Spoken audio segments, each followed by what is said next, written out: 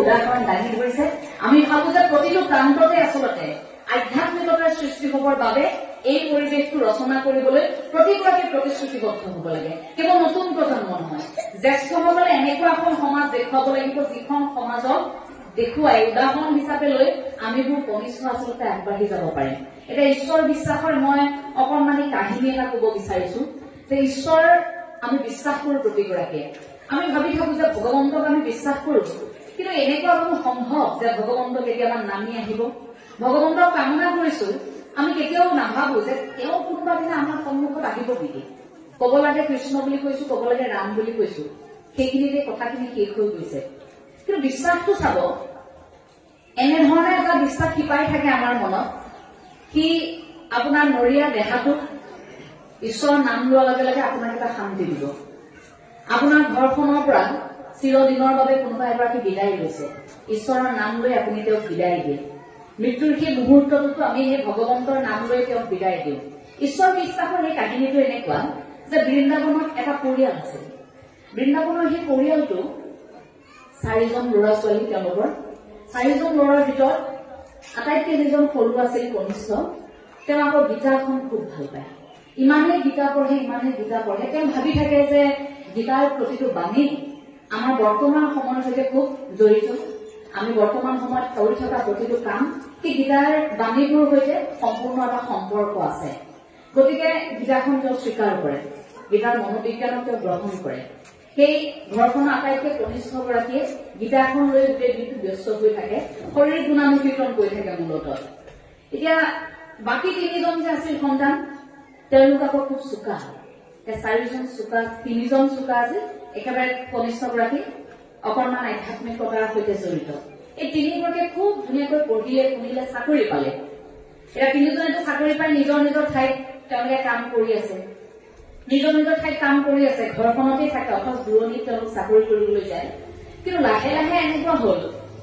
3জনে বিয়া পাতিলে একেবাৰে কনিষ্ঠগৰাকীও বিবাহ পাশত আবদ্ধ হল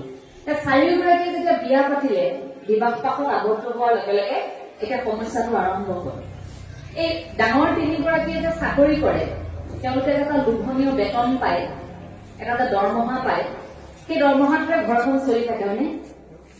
তেওঁলোকৰ 3গৰাকী পত্নী 3গৰাকী আয়ে এই কথাটোকে হজম কৰিব পৰা নাই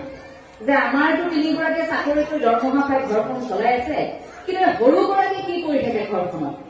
তেওঁলোকে একো নকৰে তেওঁলোকে অকল ঈশ্বৰৰ নাম লৈহে ঘূৰি ফুৰে গতিকে ঘৰতে ঈশ্বৰৰ নাম লৈ ঘূৰি ফুৰা গৰাকীক আমি 3জনে কিয় খুৱাই থাকিম গতিকে তেওঁলোকে লাহে লাহে তেওঁলোকৰ স্বামীক জোৰ দিবলৈ আৰম্ভ কৰিলে বোলে কোনো দৰকাৰ নাই আমি নিজে চাকৰি কৰিছো আমি আমাৰ পৰিয়ালটো খাম তুমি ভাইটিৰ পৰা আঁতৰি আহা আমি আঁতৰি আহিব লাগে ঘৰখনৰ পৰা তেওঁতো ঈশ্বৰৰ নাম গুণ গাই থাকে গতিকে ঈশ্বৰে তেওঁক ৰক্ষা কৰিব আমি খুৱাবলগীয়া নাই প্ৰথম ডাঙৰজন ককায়েকৰ সিদ্ধান্ত উপায় নাই পত্নীৰ হেঁচা গতিকে তেওঁ কৈ দিলে আৰু যে মই আৰু ঘৰখনত থাকিব নোৱাৰো মই এইখিনি কাম কৰিব নোৱাৰো মই মোৰ চাকৰিৰ জেগালৈ যামগৈ গতিকে এজন আঁতৰি গল এতিয়া ইজন ভাতৃ পাল কৰি সিজনকো তেওঁৰ পত্নী একেখিনি কথাই কৈছে যে তুমিতো চাকৰি কৰি আছা তুমি ঘৰখনত কিয় পোহপাল দি থাকিব লাগে তেওঁলোকক তোমাৰ চাকৰি আছে আমি 2জনে খাব পাৰিম আমি ঘৰৰ পৰা আঁতৰি যাওঁ বোলা খুচি খুচি তেওঁকো আঁতৰাই লৈ গল ঘৰখনৰ পৰা আৰু এজন থাকিল সেইজনকো কি কৰিলে তেওঁৰ পত্নী আঁতৰাই লৈ গল বোলে এওঁ একো নকৰে হৰি ভকতিত মগন হৈ থাকে তোমাৰ কি দৰকাৰ বোলা আমিও আঁতৰি যাম তোমাৰ ওপৰৰ 2জন দেখোন আঁতৰি গল গতিকে ঘৰখনৰ দায়িত্ব তুমি কিয় ল'বা তোমাৰ চাকৰি আছে তোমাৰ চাকৰিয়ে তুমি মই খাব পাৰিম গতিকে আমি যাওঁগৈ বোলা এওঁ থাকক কেনেকৈ থাকে 3জন আঁতৰি গল এতিয়া ঘৰখনৰ আটাইতকৈ সৰুগৰাকী কনিষ্ঠগৰাকী অকলশৰীয়া হৈ গল তেওঁ আকৌ বিশ্বাস কৰে গীতাখনতে এতিয়া তেওঁতো বিবাহ পাশত আবদ্ধ হৈছিল এইটো কথাও সঁচা যে ইমান দিনে তেওঁৰ জ্যেষ্ঠ ভাতৃকেইগৰাকীয়ে তেওঁক খুৱাই গৈ আছিল লাহে লাহে যেতিয়া ঘৰখন তেওঁলোক গুচি গল সেই ঘৰখনত এনেকুৱা এটা পৰ্যায় হল যে তেওঁ ৰান্ধিবলৈও কিবা এটা নাথাকে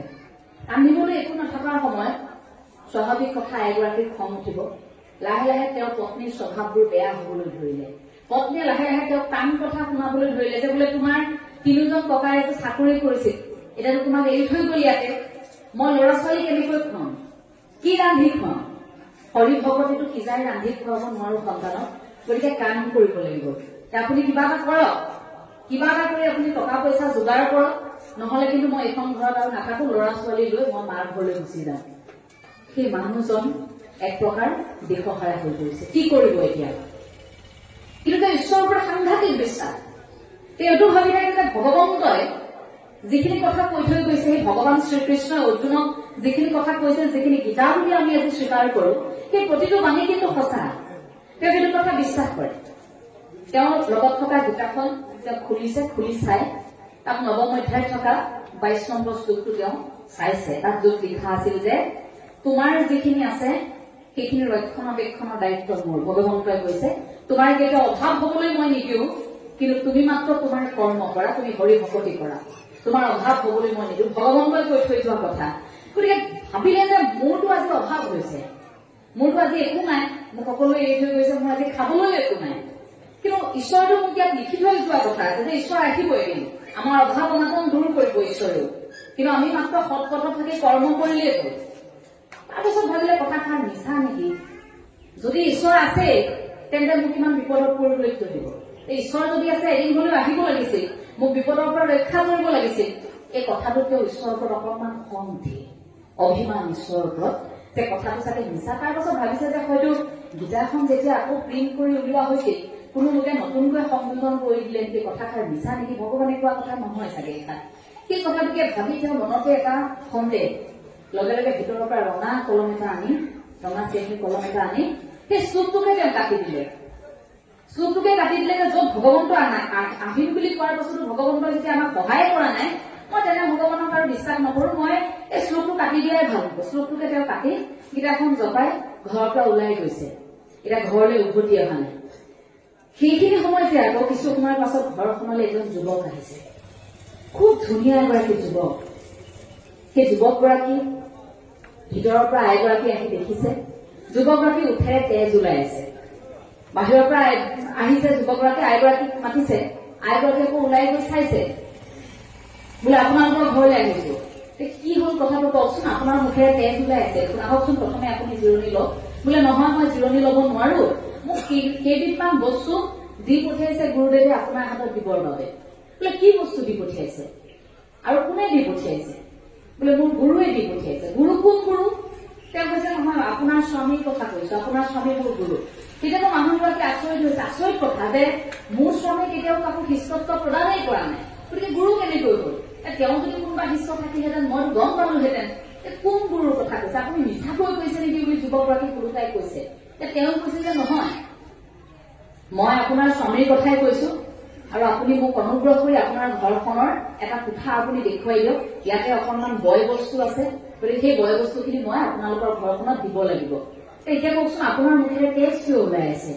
উঠেৰে তেজ ওলাই থকা দেখি আইগৰাকীয়ে সুধিছে এতিয়া যুৱকজনে কৈছে যে মই প্ৰথমে নাহো বুলি কৈছিলো আপোনাৰ ঘৰত বস্তুখিনি দিবৰ বাবে তেতিয়া আকৌ মোক গুৰুদেৱে প্ৰহাৰ কৰিলে তো গুৰুদেৱে মোক ইমান বেয়াকৈ মাৰিলে মোৰ উঠফাটি তেজ ওলাই গৈছিলে সেইকাৰণে মই উপায় নাপাই বস্তুখিনি দিবলৈ আহিলো আপুনি বস্তুখিনি ৰাখক যদি আপুনি সামগ্ৰীখিনি নাৰাখে তেন্তে কিন্তু তেওঁ মোক আকৌ বেয়া পাব আকৌ মোক প্ৰহাৰ কৰিব গতিকে মই আৰু বেছি দেৰি ইয়াত থাকিব নোৱাৰো ভাবিলে মানুহগৰাকীয়ে কথাটো সঁচাও হব পাৰে মানুহজন অকণমান ঘৰখনৰ পৰা খঙত ওলাই গৈছিল কিবা কথা হয়তো এনেকুৱা হবও পাৰে উপায় নাপাই তেওঁ সামগ্ৰীখিনি ৰাখি লৈছে এতিয়া সন্ধিয়াৰ সময় সন্ধিয়াটো তেওঁ আকৌ উভতি আহিছে নহয় উভতি আহি দেখিছে যে মানুহগৰাকী আচৰণ দেখোন আজি বৰ ভাল ঘৰ যে পৰিপূৰ্ণ হৈ আছে সামগ্ৰীৰে কেইবাদিনৰ খোৱাৰ সামগ্ৰী বয় বস্তু আনিছে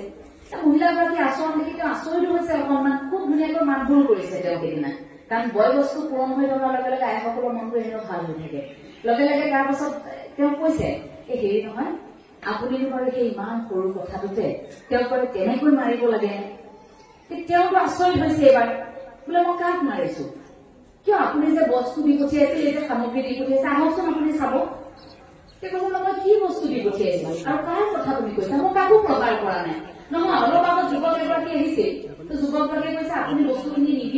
দিবলৈ নাহো বুলি কোৱাৰ বাবে যুৱকগৰাকীক আপুনি প্ৰচাৰ কৰিছিল এইটো কথানো আপুনি কিয় কৰিলে কওকচোন মই খুব বেয়া পাইছো আপোনাক বস্তু বাৰু নাছিল মই অকণমান খং কৰিছিলো কিন্তু সেই বুলি আপুনি বেলেগৰ ল'ৰাজনক তেনেকৈ মাৰিব নাপায় নহয় তেতিয়া সেই মানুহজন আচৰিত হৈছে গৈ দেখিলে কোঠাটো এটা কোঠা সম্পূৰ্ণ বস্তুৰে ভৰি আছে আচৰিত হৈছে মানুহজন এই বস্তুখিনি আনিলে কোনে যুৱকগৰাকীয়ে বৰ্ণনাটো সুধিলে বোলে কেঁকুৰা চুলিৰ এগৰাকী খুব সুন্দৰ যুৱক আহিছিল, কিন্তু যুৱকগৰাকীৰ ওঠেৰে তেজ ওলাই আছিল। আপুনি যে প্ৰহাৰ কৰিছিল সেই তেজ তেওঁৰ ওঠত বিৰিঙি আছিল। লগে লগে মানুহজন দৌৰ মাৰি গৈছে, দৌৰ মাৰি গৈ গীতাখন য'ত থৈছে গীতাখন হাতত তুলি লৈছে, তুলি লৈ গীতাখনৰ সেই নৱম অধ্যায়টো উলিয়াইছে আৰু সেই শ্লোকটো চাইছে। এই যে ৰঙা চিয়াঁহীৰে যে এনেকৈ কাটি ৰাখিছিল, তেওঁ অনুভৱ কৰিব পাৰিলে যে সেয়া আন কোনো নহয়, সেয়া ভগৱন্তই আছিল। আৰু সেই যে ৰঙা চিয়াঁহীৰ যিটো দাগ, সেইটো তেজেৰে বিৰিঙি আহিছিল, তেজ হৈ যে উৎফাটি যে তেজ বিৰিঙি আহিছিল, সেই ৰঙা চিয়াঁহীটো। সেই যে অকণমান সময়ৰ বাবে যে ঈশ্বৰৰ সন্দেহ কৰিলে, ঈশ্বৰক যে অকণমান সময়ত ভাবিলে যে প্ৰভু তুমি নামি নাহাই দেখোন, সেই বুলি ভাবি যে ঈশ্বৰৰ ওপৰত প্ৰতিশোধ লবৰ বাবে যে কাটি দিছিল যে তেনেকৈ, লগে লগে তেওঁৰ চকুৰে চকু পানী ওলাইছে আৰু এটাই কৈছে যে প্ৰভু তুমি মোক ক্ষমা কৰিবা, মোৰ বুজাত ভুল হৈ গল। লগে লগে বগা চিয়াঁহী আনি সেই দাগটো কাটিছে।